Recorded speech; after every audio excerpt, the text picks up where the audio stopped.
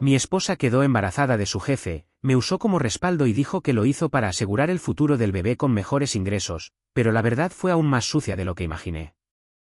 Llevo casado un poco más de 3 años. Estábamos juntos desde hacía casi 5 antes de eso. Nos conocimos en Austin, Texas. Ambos trabajábamos en el mismo edificio, aunque para diferentes compañías. Nos cruzábamos en la cafetería y eventualmente empezamos a hablar.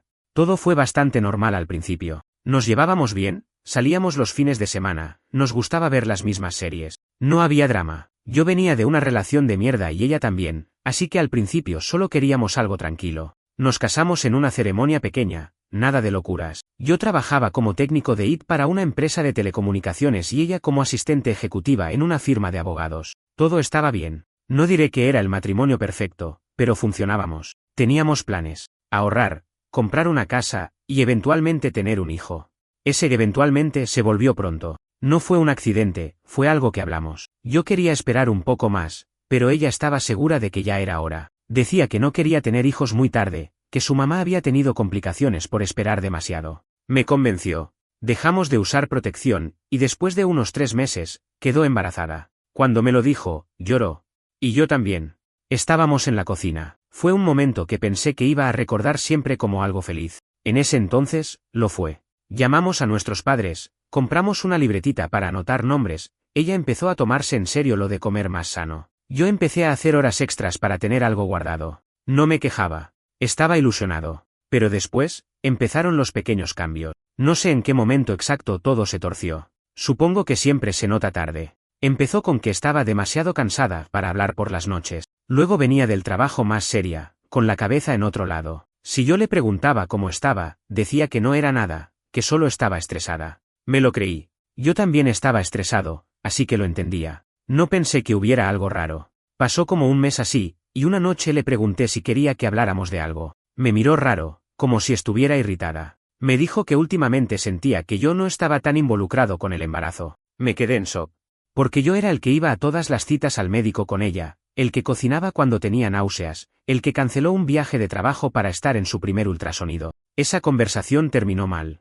Me dejó con una sensación en el pecho que no se me fue más. Un par de semanas después, pasó lo que lo cambió todo. Fue un sábado. Yo había salido a comprar unas cosas para arreglar la habitación del bebé. Ella dijo que no quería venir porque estaba con dolor de cabeza. Volví como a las 2 de la tarde y no estaba en casa. Le mandé mensaje, no respondió.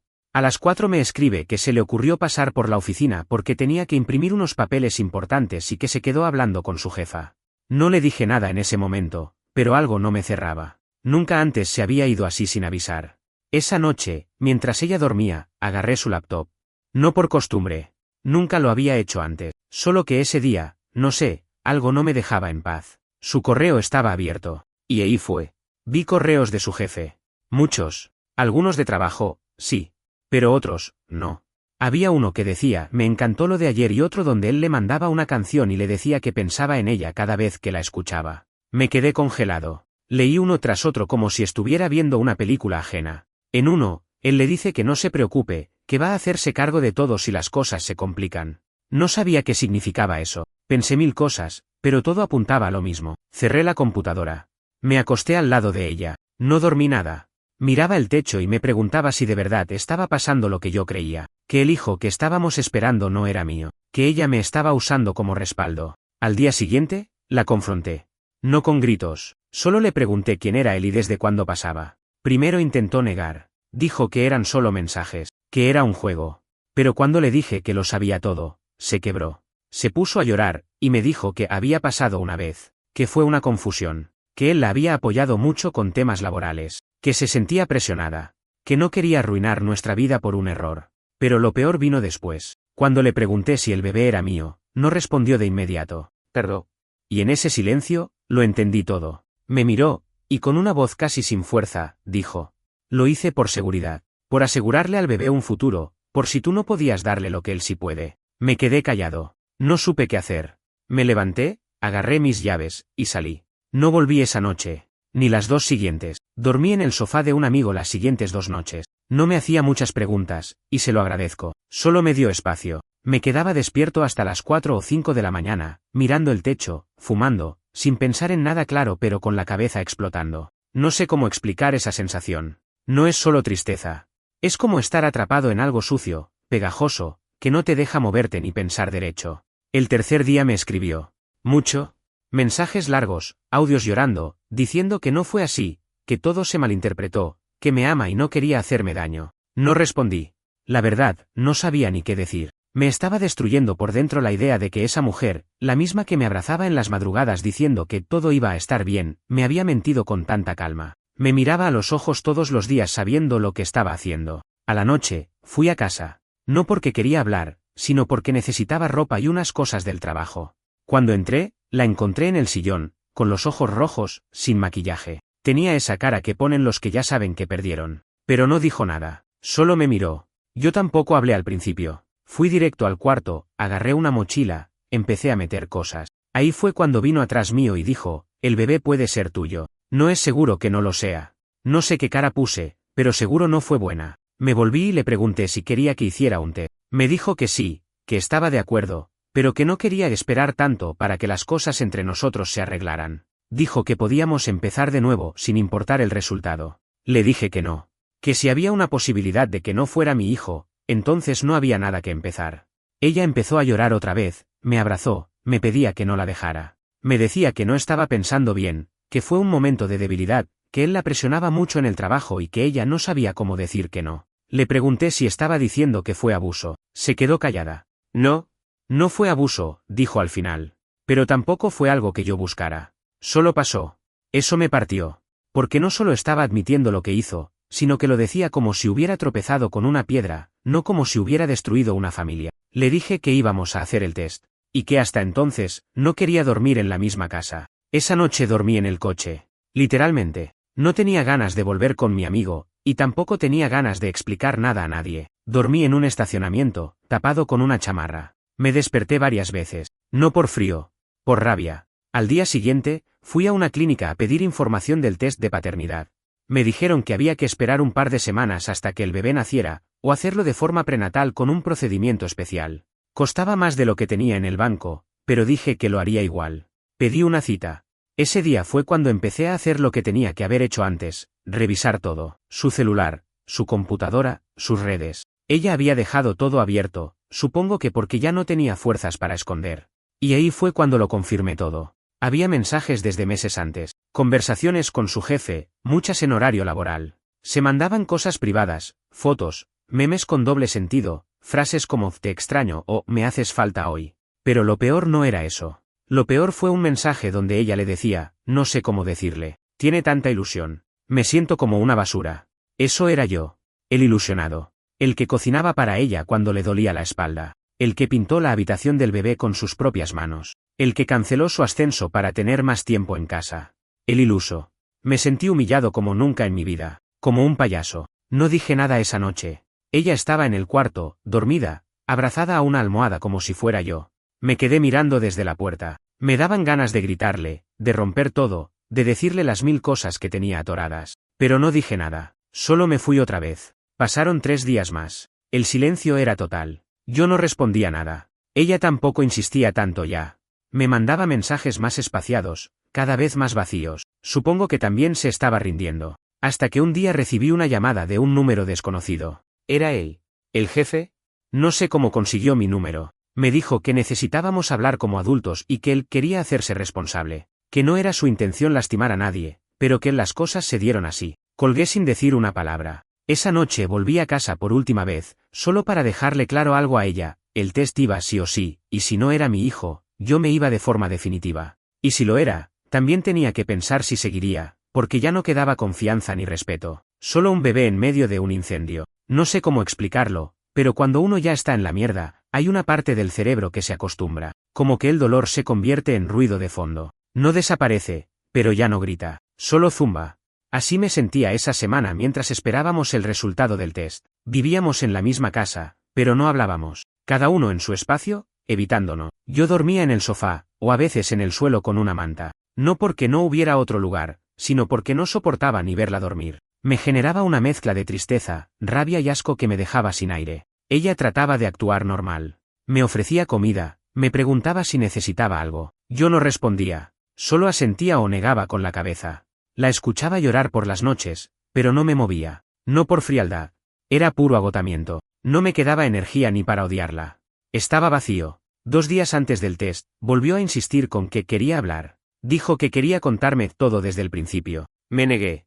No quería escuchar su versión edulcorada de los hechos. Ya tenía suficientes pruebas. Pero no paró hasta que accedí. Me senté frente a ella, sin decir nada. Y ahí lo soltó. Según ella, todo empezó cuando él, su jefe, le empezó a dar más responsabilidades. La hacía sentir vista, importante. Le decía que era brillante, que tenía potencial para cosas más grandes. Ella se lo creyó. Dice que al principio era solo admiración. Luego él empezó a invitarla a quedarse más tarde en la oficina. Pedían comida, trabajaban juntos, se reían. Una noche, se besaron. No fue un accidente. No fue algo confuso. Ella lo sabía. Y siguió. Dijo que se sentía culpable, que cada vez que llegaba a casa después de estar con él se sentía una mierda. Pero no paró. Volvió a ir. Varias veces. Después vino el embarazo. Según ella, cuando se enteró, no sabía si era mío o de él. Me eligió a mí. Me eligió. Así lo dijo, como si fuera un premio. Me eligió porque yo era más confiable, porque yo sí estaba para formar una familia. Dijo que tenía miedo de decirme la verdad y que la dejara sola con el bebé. Le dije que eso no era amor, que eso era usarme, que no soy un plan de respaldo, que no soy una póliza de seguro para madres irresponsables. Se quedó en silencio. No lloró esta vez, solo agachó la cabeza. Al día siguiente fuimos a hacer el test de paternidad. Nos tomaron las muestras. Ella se veía más pálida que nunca. Yo no sentía nada, ni ansiedad, ni esperanza. Solo quería que terminara. Tardó una semana. En ese tiempo, empecé a preparar mentalmente mi salida. Busqué departamentos en Craigslist. Vendí unas cosas por Facebook Marketplace. Hablé con mi jefe sobre la posibilidad de mudarme a otra ciudad. Todo sin decirle a ella. Ya no confiaba en una sola palabra que saliera de su boca. Cuando el sobre llegó, lo abrí solo. Y como me temía, no era mío. Lo miré por varios minutos, como si fuera un error. Pero no lo era. No había margen de duda. El bebé no era mío. Y lo peor es que sentí alivio. Porque al menos ya no tenía que cargar con esa responsabilidad. Ya no había excusas. Ya no había razones para quedarme. Volví a casa con el sobre en la mano. Se lo di. No le dije nada.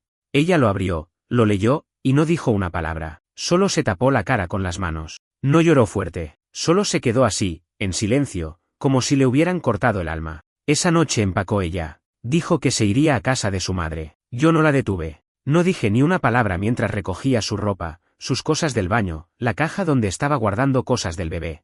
En algún momento me preguntó si pensaba perdonarla. Le dije que no sabía, que por ahora solo quería respirar. Pasaron 3 días desde que se fue. Me quedé solo en el departamento, vacío, callado. Todo olía a ella. Cada espacio me recordaba algo que ya no era real. Me ponía a lavar platos y me acordaba de cuando me abrazaba por la espalda mientras cocinaba. Me sentaba en el sillón y me acordaba de cómo se reía con las piernas sobre las mías. Empecé a tirar cosas, fotos, cartas, la lista de nombres que habíamos hecho para el bebé. Quemé la mayoría en una lata de pintura vacía. Quería borrar cualquier rastro. Pero no se puede. No así de fácil. El sábado me llamó su mamá. Quería hablar. Decía que esto no podía terminar así, que había un bebé de por medio. Le colgué. No quería saber nada de ello. Que se hagan cargo. Que lo críen entre ellos. No es mi problema. Hasta que recibí un mensaje del jefe. Otra vez. Me dijo que el resultado del test lo había dejado descolocado y que, si no era suyo ni mío, entonces ella había estado con alguien más. Yo no tenía idea de eso. Y ahí empezó otra capa de esta historia de mierda. Cuando vi ese mensaje del jefe, pensé que era una broma de mal gusto. ¿Otro más? Ya bastante tenía con saber que me había mentido, que me usó, que me sacó del centro de mi propia vida. ¿Y ahora esto? ¿Que había estado con otro más, además de él? Respondí solo con, ¿qué estás diciendo? Me dijo que lo había hablado con ella después del resultado del test, y que ella le confesó que durante esa misma época en que se veían, también había tenido algo esporádico con otra persona. Que fue una vez, una noche, supuestamente antes de acostarse con él. Pero que ahora, con los resultados en mano, ninguno de los dos podía asumir que el bebé fuera suyo. No le contesté más. Cerré el teléfono. Fui al baño, me miré al espejo y solo pude pensar, ¿qué tipo más idiota soy? No podía con el nivel de basura que estaba saliendo. Cada vez que pensaba que ya había tocado fondo, algo nuevo me demostraba que no. Como si estuviera en un edificio en llamas y cada puerta que abría me llevara a otra habitación peor. Esa misma noche, volví a contactarla. No porque quisiera hablar. No porque quisiera perdonarla. Solo quería saber la verdad entera de una vez. Le pedí que viniera al departamento. Llegó 1 hora después. Tenía la cara demacrada, como si no hubiera dormido. Se sentó sin que yo le dijera nada. Le dije, ¿con cuántos más estuviste? No dijo nada al principio. Luego empezó con lo típico, fue un momento de confusión, me sentía sola, no era yo misma. Bla bla bla. Le corté. Le dije que me dejara de vueltas. Ahí lo soltó. Me dijo que sí, que estuvo con otro. Un tipo del gimnasio. Que pasó una sola vez, cuando yo me fui una semana de viaje por trabajo, 3 meses antes del embarazo. Que no fue planeado, que no significó nada. Que estaba borracha, que discutimos antes de que yo me fuera, y que se sentía sola. Y sí, sé cómo suena. Lo mismo de siempre. El discurso clásico del me sentía sola. Pero esta vez, no me afectó. Ya no me quedaba nada para romperse. Solo me reí. Literal, me reí. No sé si fue risa nerviosa o histeria, pero me reí como si todo fuera una película estúpida que ya no podía ser más absurda. Ella se puso a llorar otra vez. Y me dijo que lo entendía si quería desaparecer, pero que estaba completamente segura ahora de que me amaba a mí. Que se dio cuenta tarde, pero que yo era el único que estuvo siempre. Le pregunté si sabía quién era el padre. Me miró y dijo, no. No tengo idea. Sentí como si alguien me escupiera en la cara. No por la frase en sí, sino por cómo la dijo. Con resignación. Como si ya se hubiera rendido, como si ya no le importara lo que yo sintiera. Le dije que se fuera. No grité. No discutí. Solo le pedí que se fuera. Me miró como si esperara que la perdonara, como si en el fondo creyera que eso iba a pasar eventualmente. Pero yo ya no era el mismo. Algo se había muerto en mí, y no iba a volver. Al día siguiente, recibí un correo del jefe. Un PDF con su propio test de paternidad. También negativo. Lo mandó sin decir nada más. Como si me dijera, ves, no fui solo yo. Nos usó a todos. Pero yo no necesitaba que me lo dijera. Ya lo sabía. Pasaron unas semanas. Ella se mudó con una amiga. Me enteré porque me lo dijo por mensaje. No quise saber más. Estaba enfocado en salirme de ese departamento. Cada rincón tenía su olor, su sombra. No podía respirar ahí. En medio de todo esto, su mamá volvió a llamarme. Esta vez no fue para defenderla. Fue para disculparse. Me dijo que no sabían nada, que estaban igual de choqueados, que ella se había derrumbado emocionalmente, que no comía, que no dormía, que pensaba en hacerse daño. No supe qué responderle. Lo lamento, sí.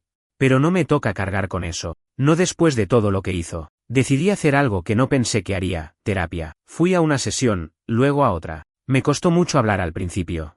Me sentía ridículo. Pero al menos no tenía que fingir. No tenía que ser fuerte. No tenía que explicar el contexto. Solo largar todo. La terapeuta me dijo algo que me quedó dando vueltas. Usted no fue traicionado por amor, fue usado por necesidad. Y eso es más cruel. Tenía razón. Lo que más dolía no era la traición física. Era haber sido visto como un cajero automático con sentimiento. Como el tipo al que se le puede mentir en la cara con tal de tener estabilidad. No me quiso. Me necesitó. Y ahora que ya no le servía, solo le quedaba el daño. Mientras escribo esto, ya pasaron 2 meses desde que se fue. El test del gimnasio también dio negativo, según me dijo ella misma hace unos días. Ahora dice que no sabe qué va a hacer. Que el bebé viene pronto y no tiene idea de quién es el padre. Yo sí sé lo que voy a hacer. Me voy de Austin. Me ofrecieron una posición remota desde otra ciudad. Acepté. Ya firmé el contrato del nuevo departamento. No es un escape. Es una limpieza. Necesito resetear. Empezar de nuevo. Sin mentiras. Sin manipulación. Sin esa sensación de estar viviendo en una casa llena de fantasmas. Lo último que me dijo ella fue, espero que algún día me perdones. No respondí. No porque no quiera. Sino porque ya no tengo nada que darle. Estuve empacando por semanas, pero no porque tuviera tantas cosas. Era lento porque no sabía qué llevarme y qué dejar. Cada objeto era un recordatorio. Cada cosa que metía en una caja tenía su historia, y la mayoría estaban manchadas por lo que pasó. Hubo cosas que directamente tiré a la basura sin mirar 2 veces, ropa que ella me regaló, utensilios que habíamos comprado para el futuro bebé, un álbum que tenía fotos nuestras de los primeros años, todo al contenedor. Cuando vino la mudanza, me senté en el suelo del living ya vacío, solo, mirando las paredes. Me quedé ahí más de 1 hora, sin hacer nada, solo mirando. El silencio me dolía en los oídos. No sé si era tristeza, alivio o solo agotamiento. Supongo que un poco de todo. Me mudé a Albuquerque. No porque tuviera familia o amigos ahí. No conozco a nadie, justamente por eso. Quería un lugar donde nadie supiera quién era yo, donde pudiera empezar de cero sin que me pregunten cómo va lo del bebé, ¿y tu esposa? ¿Estás mejor? No quería charlas incómodas, ni consejos no pedidos, ni gente intentando arreglar lo que no tiene arreglo. La nueva ciudad es tranquila, más barata que Austin. Mi nuevo departamento es chico, pero suficiente. Me pasé las primeras noches comiendo lo que fuera, mirando el techo, sin prender la tele. Solo el ventilador girando. Me costaba dormir. Me costaba todo, en realidad. Salir. Hablar. Concentrarme en el trabajo. Sonreír. Como si mi cuerpo todavía estuviera atrapado allá, en esa casa, en esa vida. Y justo cuando empezaba a sentir que el aire era un poco más respirable, me llegó un correo de ella. Asunto, necesito decirte algo. No lo abrí. Estuvo ahí, sin abrir, durante 2 días. Al tercero, no aguanté. Me decía que el bebé ya había nacido. Una niña. Me mandó una foto. No la abrí. No podía. Me dijo que estaba bien, que fue un parto complicado pero que todo salió bien, que estaba en casa, sola, y que quería que yo supiera que ella entendía que lo arruinó todo, que no esperaba nada de mí, solo que algún día pudiera verla sin rencor. Volví a cerrar el correo sin responder. No me sentí conmovido. No me dieron ganas de verla. No sentí ternura ni nostalgia, sentí distancia, como si me hablara una ex compañera de escuela que no veo hace años, como si todo eso hubiera pasado en otra vida. A los pocos días me escribió otra vez, esta vez por mensaje. Me decía que sus papás no querían ayudarla, que la habían dejado sola, que no le hablaban desde que se enteraron de toda la historia, que la familia entera la dio vuelta la cara, que no tenía a nadie, y ahí, por un momento, me sentí culpable, no por lo que hice, sino por haber sido parte de esa historia, por haber permitido que me arrastrara con ella a ese desastre. Pensé en la bebé, en la niña que nació sin pedirlo, sin entender nada, que iba a crecer en medio de mentiras, rechazos y rencores, y sentí pena, pero no por ella, por la niña. Pensé en responder, pensé en decirle que podía ayudar con algo puntual, algo mínimo, un paquete de pañales, una transferencia, lo que sea, pero no lo hice, porque sabía cómo iba a terminar. Ella iba a empezar a aparecer de nuevo, iba a usar esa ventana para intentar volver, y no estoy dispuesto a darle más partes de mí. Una semana después me mandó un mensaje de voz, llorando, diciendo que no sabía qué hacer, que no podía más, que la bebé lloraba toda la noche, que no comía bien, que no tenía con quién turnarse, que había días en que ni se duchaba, que estaba perdiendo el control, que había pensado cosas oscuras. No pude evitarlo. La voz me afectó. No por ella, por lo que decía, por la bebé, porque nadie debería empezar la vida así. Le escribí solo una frase: busca ayuda profesional. No me busques más. Me dejó en visto. No sé si fue cruel, pero fue lo más humano que pude ser sin perderme de nuevo en su desastre. Desde entonces no volvió a contactarme. Me sigo levantando temprano, trabajo desde la computadora, salgo a caminar. A veces paso por una tienda y veo cosas para bebés, no por nostalgia, sino por costumbre. Mi cabeza todavía tiene esos reflejos. Veo una cuna y piensa, eso iría bien en el cuarto. Pero después me acuerdo que ese cuarto ya no existe. Una vez soñé que la veía en un supermercado. Tenía a la niña en brazos, me miraba y sonreía como si nada hubiera pasado. Yo la miraba también, sin rencor, sin amor, como se mira a un desconocido que alguna vez fue parte de tu historia. Y después desperté con un nudo en el pecho. No me arrepiento de haberme ido. Me arrepiento de no haber visto las señales antes. Me arrepiento de haber apostado todo a alguien que no merecía ni la mitad. Pero no me arrepiento de cortar. Porque si no lo hacía, hoy estaría ahí, viviendo una mentira, cuidando una hija que no es mía, durmiendo al lado de alguien que me destruyó sin pestañear. Pensé que después de bloquearla todo iba a calmarse, que el silencio iba a ser definitivo. Pero no. A los pocos días, me escribió desde otro número. Al principio no reconocí el contacto, solo decía hola, soy yo. No respondí. Luego mandó otro mensaje, más largo. Me decía que necesitaba verme en persona, que era importante, que tenía que contarme algo que no podía mandar por mensaje. La bloqueé otra vez. Al día siguiente, me llegó un correo. Mismo contenido, diferente forma, sé que me odias, pero esto es importante. No es sobre mí, es sobre la bebé. Me quedé un rato mirando la pantalla. Algo me decía que si abría esa puerta de nuevo, aunque sea un poco, iba a volver a enredarme en todo. Pero también sentía ese miedo de que pasara algo grave, y yo lo ignorara. Aunque esa niña no fuera mi hija, era imposible fingir que no me importaba nada. Así que le respondí, frío. Solo pregunté, ¿qué pasa?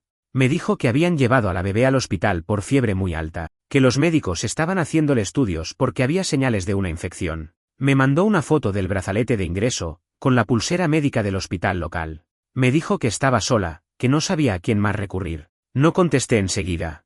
Estuve 1 hora dándole vueltas al asunto. Llamé a la clínica del nombre que aparecía en la pulsera, pregunté por protocolo si podía verificar el estado de una paciente menor. Obviamente me dijeron que no, que solo familiares directos. Lo dejé ahí. Pero la ansiedad ya me había agarrado del cuello. Le escribí de nuevo, ¿qué dijeron los médicos? Respondió al instante, que estaban esperando resultados, que sospechaban infección urinaria o algo similar, que la bebé no dejaba de llorar, que no comía, que no dormía, y ella tampoco.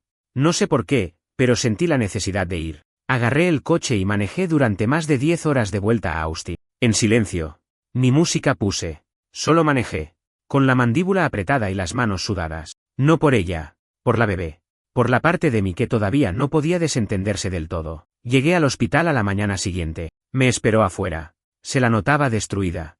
Ojerosa, demacrada, con el cabello hecho un desastre. Me miró como si estuviera viendo a un fantasma. No hablamos mucho. Solo me guió al cuarto. Y ahí estaba ella, la bebé. Pequeña. Con una vía en el brazo, dormida. Respirando con dificultad. Y algo me pasó. Algo que no esperaba. Me quebré. No frente a ella. Me aguanté. Pero por dentro, sentí algo romperse. O armarse. No sé.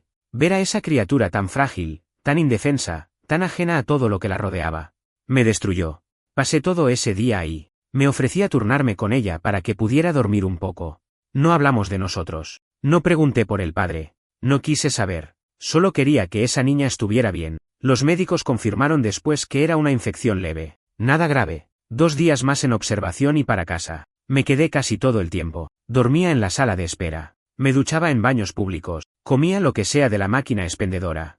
El tercer día, ya más tranquilos, ella intentó hablar. Me dijo que nunca imaginó verme ahí. Que no merecía que me preocupara. Que entendía si yo quería irme y no volver nunca más. No le respondí nada. Porque lo único que tenía claro era esto, no estaba ahí por ella. Estaba por la bebé. Punto. Al cuarto día, le dieron el alta. Me ofrecía llevarlas a casa. Durante el trayecto, me pidió perdón otra vez. Dijo que si pudiera retroceder el tiempo, lo haría todo distinto. Que pensaba mucho en lo que tuvimos. Que a veces soñaba conmigo. Que quería volver a empezar. Ahí sí hablé. Le dije que nunca iba a pasar. Que podía llorar, suplicar, escribir lo que quiera. Pero que eso entre nosotros estaba muerto. Que no me busque más. Que si alguna vez necesitaba ayuda concreta para la niña, que me escribiera. Pero nada más. Ningún intento de hablar, de sanar juntos, de volver a ser familia. Porque no hay más familia. Asintió. En silencio. Pero no lloró. Creo que por primera vez, lo entendió de verdad. Regresé a Albuquerque al día siguiente. En el camino de vuelta, pensé mucho. Sobre todo, en si debía o no cortar todo de raíz. Ignorarla para siempre. Hacer como que ni ella ni la niña existían. Ser libre de todo. Pero no pude. Hay algo en mí que no se va. Una especie de compromiso extraño. No sé si es culpa, apego o humanidad. No pienso criar una hija que no es mía. No pienso mantener a nadie. Pero no puedo hacer como que no existió. Así que decidí que si alguna vez necesitaba algo básico, médico, emergencia, lo que sea, me haría presente. Lo mínimo. Lo justo. Sin involucrarme más de lo necesario. ¿Es una mala decisión? Tal vez. Pero es la que puedo tomar ahora. La que me permite dormir un poco más tranquilo. No me considero bueno. Ni justo. Ni sabio. Solo un tipo que hizo lo mejor que pudo en medio de un infierno. Pasaron algunos meses desde ese episodio en el hospital. Volví a mi rutina en Albuquerque, intenté retomar el ritmo, enfocarme en el trabajo, hacer terapia una vez por semana. Las cosas se sentían un poco más estables, pero nunca del todo. Como si estuviera construyendo sobre una casa quemada. Sabía que todavía había cosas enterradas bajo las cenizas. Ella no volvió a escribirme después de eso. Y yo no escribí tampoco. Hasta que una tarde, como a las 6, me llegó un mensaje de un número nuevo. Era una foto. De la bebé. Ya un poco más grande. Sentada. Sonriendo. No había texto. Solo la imagen. Estuve a punto de borrarla sin mirar, pero no lo hice. Me quedé viéndola un buen rato. Era una bebé linda, no voy a mentir. Y se parecía a ella. A la madre. Los ojos, la nariz. No vi nada mío, y eso me dolió menos de lo que imaginaba. No respondí. Guardé el número por si volvía a escribir. Pero no escribí yo. Una semana después, otro mensaje. Esta vez sí con texto. Me pedía si podía enviar algo de dinero para pañales y fórmula. Que estaba en una situación difícil. Que había perdido el trabajo. Que el alquiler se le venía encima. Me tomó un buen rato responder. No porque dudara, sino porque no sabía si hacerlo era abrir otra vez la puerta que tanto me costó cerrar. Pero al final, lo hice. Le transferí una cantidad justa. Lo mínimo necesario. Sin comentarios, sin charla. Solo eso. Ella me mandó un gracias. Y no dijo nada más. Y así empezaron esos mensajes esporádicos. Una vez por mes, a veces 2. Me pedía ayuda para cosas puntuales. Medicamentos, pañales, visitas médicas. Siempre cortas, siempre directas. Yo mandaba lo necesario. No porque creyera que tenía que hacerlo, sino porque no podía ignorar completamente a una criatura que vino al mundo en medio de todo este desastre. Pero una noche, cambió el tono. Me mandó un mensaje largo. Me decía que la bebé ya empezaba a decir palabras, que a veces decía papá cuando veía fotos de nosotros juntos, de antes, que tenía un álbum donde yo salía abrazándola mientras dormía en el hospital. Y que ella, la madre, no sabía cómo manejar eso. Ese mensaje me rompió más que los anteriores, porque ahí entendí que el daño no se detuvo en nosotros, que la mierda se estaba filtrando a una vida que apenas empezaba, que esa niña, aunque no fuera mía, estaba creciendo con huecos,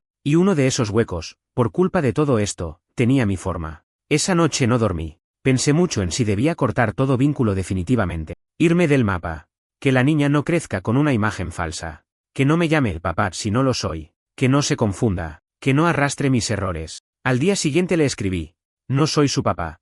No le digas que lo soy. No me pongas en sus recuerdos si no me corresponde estar ahí. Tardó horas en responder. Me dijo que no era su intención confundir a la bebé, que simplemente hablaba de mí cuando ella preguntaba, que no sabía cómo evitarlo, que yo estuve ahí en uno de los momentos más duros, y eso quedó en la memoria emocional de la criatura. Y eso me destruyó más todavía, porque yo no fui padre, pero actué como uno. Y ahora esa bebé se quedó con un hueco más. Otro hombre que estuvo y desapareció.